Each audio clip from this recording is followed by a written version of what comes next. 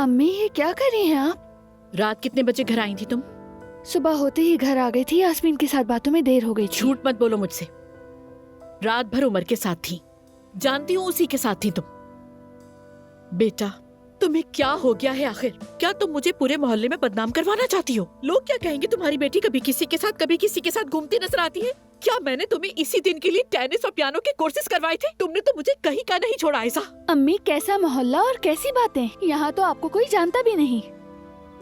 हम अब बिरलिक मोहल्ले में रहते हैं। वो पुराना घर, समर हाउस, वो सैरो तफरी सब खत्म।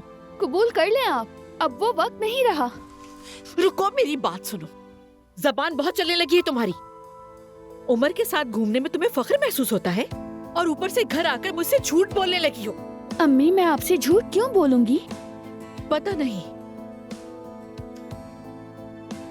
ये क्या है?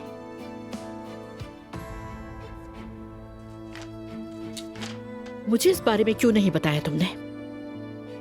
कल मैंने पूछा था ना तुमसे, मगर तुमने छुपाया। होशियार बन रही थी। तो तुम्हारे ख्याल में क्या ये झूठ नहीं था? माशाल्लाह, तुम दोनों ने तो बहुत ही अच्छा मंसूबा बनाया है, लेकिन तुम्हारी प्लानिंग में एक कमी रह गई है। तुम अभी शादीशुदा नहीं हो और ना ही इससे शादी होगी।